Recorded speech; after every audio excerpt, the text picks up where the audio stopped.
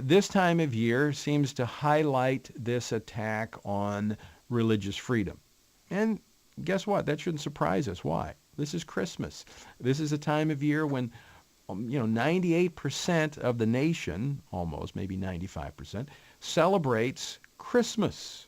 What's Christmas? It's the birth of Jesus Christ. That's what it's all about. It's about the fact that God intervened in the affairs of man and sent his Son to redeem mankind from their sins.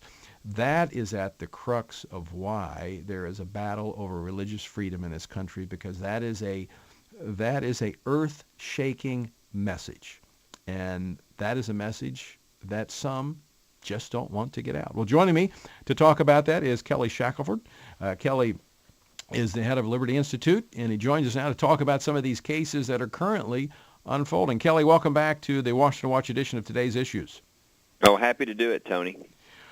All right, Kelly, this is the time of year when Christmas and religious freedom is even more so in the crosshairs, although it's become a daily issue, but the public is more aware of it this year. What's happening right now as it relates to Christmas and the ability to celebrate it openly? Well, all kinds of things are happening, and it's happening in pretty much every community around the country. It's just probably most of your listeners don't even know it's happening in their community. We get all these calls every Christmas about how things are being censored, about how it's now called the winter party, about how things are being banned. And unfortunately, it's just prevalent throughout the country, and it's all based upon a complete misunderstanding of the law. The law does not require, deleting or censoring Christmas. It's actually against the law to discriminate against kids who want to express something about Jesus or Christmas or give a gift with those things. So just a lot of really bad mistakes. And I could list through a number of examples of the types of things that we've had to do and have to do every year. I am grateful that there are things like Billy Graham's magazine, Decision Magazine, just did an interview with us about this and put it in their magazine all across the country about just kind of the basic, rights that people have and the examples of all the crazy things going on around the country. Mm-hmm. The interesting thing about this, Kelly, in fact, by the way, let me mention this because this is something that our organizations worked on jointly, the Survey of Religious Hostility in America, where, our teams got together and we cataloged over 600 examples of this hostility toward religion. And folks can find out more about that by going to religiousshostility.org, www.religiousHostility.org. This is not new, but what's happening is when people stand up, more times than not, they win. Oh, absolutely. Absolutely. It's that's what it's all about. I mean, I give you a quick example. We got a call this is a very conservative community from a mom who she volunteered in her child's class all year and watched as all these different religions and backgrounds were brought in to explain different holidays or different religions and all that. And she said to the teacher, "Hey, can I do this when Christmas comes around?" And they said, "Sure." So, it was Christmas, and she got up and started to talk about Christmas, just like everybody else had. And then she pulled out her Bible to read the Christmas story, and it was like she lit a bomb in the room. I mean, the teacher was like, "Oh, no, and you can't have that," and shut it down right in front of all the kids, like the Bible is some sort of new pornography. Yeah. And so she called us and was like, "Well, what do I do?" And not only is the Constitution in favor of, the Bible, in fact, most schools have it in their library, but, I mean, there's even been Supreme Court cases that say that if you don't have a class on the Bible, you're actually doing a pretty poor job of educating the kids. And so, and we found out that in that state, they actually had a state law making clear that you could have a whole class on the Bible in the school. So by the time we were done, she had gone back to the principal. She was armed with information on what the law was.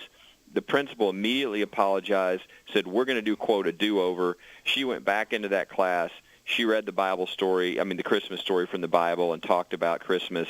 And but it took her getting that information and overcoming the fear and the misinformation that was coming, Right. from the teacher in the school. It took someone taking a stand, just simply standing up for their rights. And I believe as Christians, and there's biblical precedents for this, Paul exercised his rights as a Roman citizen on multiple occasions. And I think as Americans, we have certain rights. And many of us have served our country to defend those rights. Those before us served and gave their lives to secure those rights. And if we don't exercise them, we lose them. And if we really, and I'm going to get on my soapbox here for a minute, Kelly, but if we really believe in what we say we believe as Christians, we should be willing to stand publicly for it. And that means that when our children somehow are told they can't pray over their lunch at school, or they can't read the Christmas story that you've just talked about, or they can't give out candy canes in their classroom, you know what?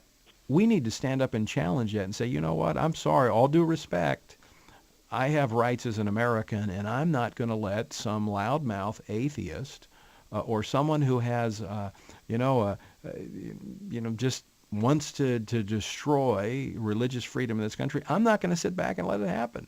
And fortunately, there's organizations like yours, Kelly, that are out there to come alongside those parents and those citizens who will stand up. Absolutely, absolutely, and that's the thing is, I mean, it's really nothing to be afraid of because the law's on their side. That's why Liberty Institute is here to help people free of charge in these situations. And a great example of what you're talking about, Tony, is the Coons cheerleaders. These Yes. 15, 16-year-old girls who decided last summer that they wanted to do something different. They were tired of crush and kill the other team and all this, and so they came up with the idea, what can we put on our banners that we make with our money, with our paint, with our materials? What can we put to encourage both teams? And they immediately thought of Scripture. So they put things like, if God is for you, who can be against you? And this was you can just do all things to step through back, Christ who man. gives you strength. Just step back, man, for our listeners. This was in Kuntz, Texas, a small community where they had a football team, and the cheerleaders, those banners that the football players run on the field and they crash through, they put scripture verses on there, and that's then they had a complaint from an atheist, and the school decided, well, we can't do that, and they told the cheerleaders not to, and that's when you guys stepped in, and the end result was? The end result was a victory in court for the cheerleaders. And by the way, there wasn't even a local person who complained. It was the atheist group, the Freedom from Religion Foundation, sent a letter from Wisconsin down to this school district, and that's all it took to scare the school district into threatening the kids and violating their rights. But those kids stood up. We won that case, or we've won so far. We got a final trial to go to, but we've won the injunctions all along the way. And what's neat, and this is the point I was trying to get across, Tony, is those girls have spawned that to occur now all over the country. There are 2,100 people that live in Kuntz. They have 50,000 Facebook fans. There are kids all over the country that did the same thing with their banners. There are ministers that got ideas from what they did and have sent them letters. So that the willingness to stand can impact so many people. It's not just about that situation. It's about setting an example, being a model for representing Jesus Christ and standing for what you believe. And it has ripple effects all over the country when people are faithful in that way. That is a great example of the it's a contagion.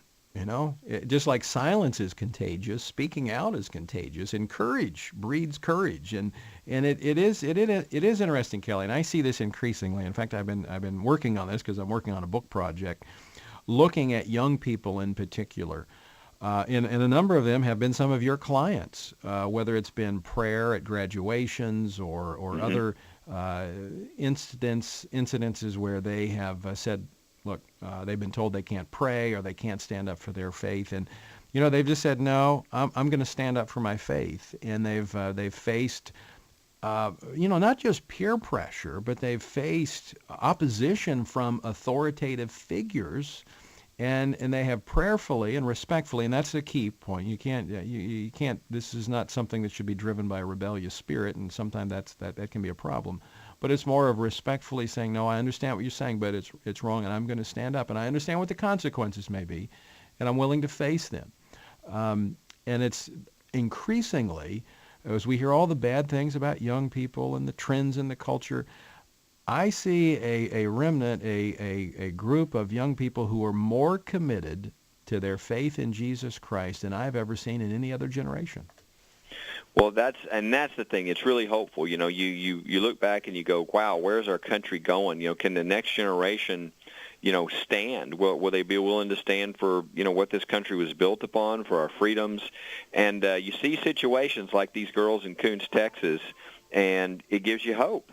It lets you know that, you know what? There definitely are people willing to do that. And look at the impact. Those girls, I mean, again, they're from a small town, 15, 16 years old, and they were in the Wall Street Journal 3 times. They were in the L.A. Times twice, and that last article ended with a scripture verse. I'm sure that reporter got fired afterwards. I don't know, putting scripture in the L.A. Times. And the New York Times even did 3 articles on the case. So the impact they had by just being faithful, it shows you that next generation, there are people ready to stand and to make a difference. And, maybe they're going to be the ones that get this country back to the founding and what the founders did and building it on religious freedom. That's why they came here. That's why this country was established. I'm going to go back to the phones in just a moment. 888-589-8840, 888-589-8840 if you want to call in, get a question or comment in before the end of the program. Kelly, just to that point, we often think, you know what, I can't make a difference. I'm just one person. It's just me. What background do I have? I mean, think about that for a moment. Some teenage girls in Coons, Texas. Now, how many people in that part of Texas have ever been in the Wall Street Journal, the New York Times, or the L.A. Times? I mean, to think, just sometimes and this is a part of the spiritual battle we're in, thinking we can't make a difference, and, who are we? It's not us. If God be for us, who can be against us? And if it's just like, and I happen, as you do, I happen to believe the stories that are in Scripture, the accounts, just like David, the little boy who took on the giant. If we'll be faithful, God will do the rest, and that's a great example of it. Absolutely, and that phrase, it is such a lie. I can't do anything. I'm one person. Every one of our cases, huge percentage, are one person being willing to stand up. And what happens is, people think, well, I don't know if a majority of the country will stand up. That's not how it usually happens. Right. What we see over and over again in these battles is something happens in a community and everybody looks around at one another, and then one person steps forward. That's right. And when they do, everybody else steps forward with them. Absolutely. And the whole community changes. That's the way it works. Kelly Shackleford, thank you so much. Liberty Institute doing great work defending religious freedom all across America. Oh, thank you, Tony. All right, Kelly, have a Merry Christmas. Well,